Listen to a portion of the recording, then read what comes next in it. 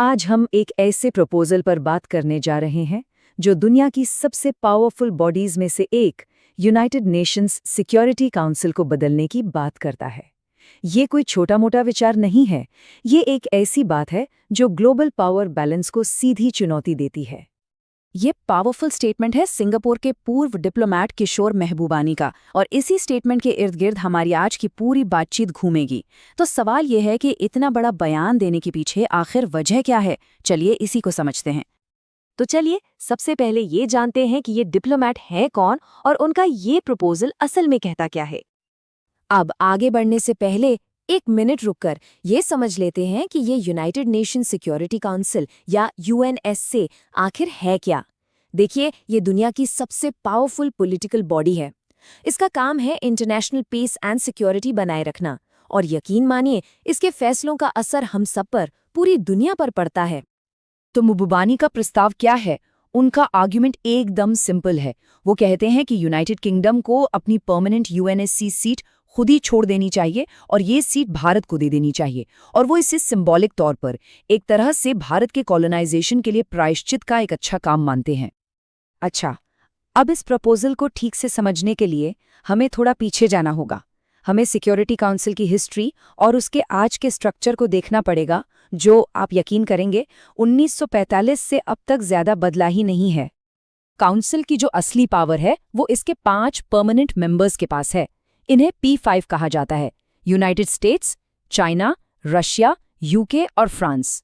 अब यहाँ गौर करने वाली बात यह है कि इन 5 में से 2 देश, यूके और फ्रांस, यूरोप से हैं, और यहीं से एक इनबैलेंस की बात शुरू होती है। और जब हम नंबर्स देखते हैं तो ये बात और भी साफ हो जाती है। सोचिए, P5 सीट्स का 40% हिस्सा यूरोप के पास है, लेकिन दुनिया की कुल जीएनपी में उनका हिस्सा सिर्फ 17% है। मतलब साफ है, उनकी इकोनॉमिक पावर के मुकाबले उन्हें काउंसिल में कहीं ज्यादा पावर मिली हुई है। और ऐसा नहीं है कि रिफॉर्म की ये मांग कोई नहीं है। 1993 में तो बाकायदा एक ओपन एंडेड वर्किंग ग्रुप भी बनाया गया था इसी काम के लिए, लेकिन 30 साल से ज्यादा हो गए और नतीजा कुछ भी नहीं।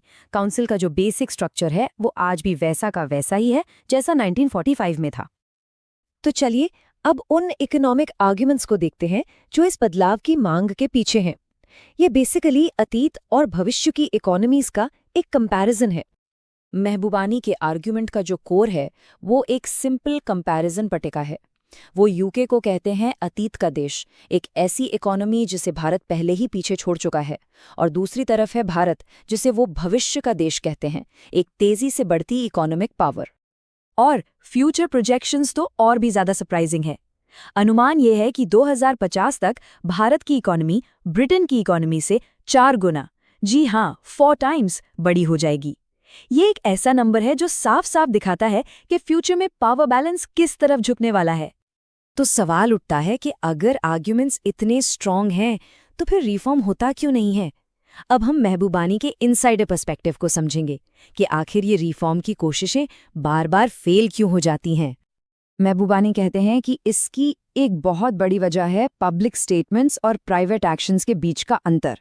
मतलब कई देश दुनिया के सामने तो बोलेंगे कि हाँ हम रिफॉर्म चाहते हैं, लेकिन पर्दे के पीछे वो पूरी कोशिश करते हैं कि ऐसा कभी हो ही ना पाए। वो इस स्ट्रैटेजी को पॉइजन पिल स्ट्रैटेजी कहते हैं। अब समझिए ये काम कैसे करती है। पहला स्टेप, आप पब्लिकली रिफॉर्म का सपोर्ट करते हैं। स्टेप 2, आप कुछ ऐसी शर्तें, कुछ ऐसे पॉइजन पिल अमेंडमेंट्स ले आते हैं जो किसी को भी मंजूर नहीं होंगी। इससे होता क्या है, पूरा का पूरा रिफॉर्म पैकेज ही रिजेक्ट हो जाता है, और आखिर में जो जैसा था वैसा ही बना रहता है, स्टेटस को मेंटेन हो जाता है। इंटरनेशनल डिप्लोमेसीज की ये जो कम्प्लेक्सिटी है वो महबूबानी के इस एक कोट में पूरी तरह से समझ आ जाती है। वो कहते हैं, अक्सर जो देश आपका समर्थन कर रहे होते हैं वही आपको कमजोर करने में सबसे माहिर होते हैं।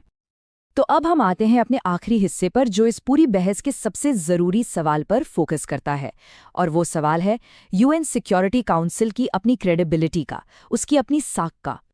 तो यूएनएससी के सामने आज सबसे बड़ा सवाल यही है कि उसके लिए ज्यादा इंपॉर्टेंट क्या है, उसका करंट कॉम्पोजिशन या उसकी फ्यूचर क्रेडिबिलिटी। और शायद अब दोनों को एक साथ बचा पाना मुमकिन नहीं है।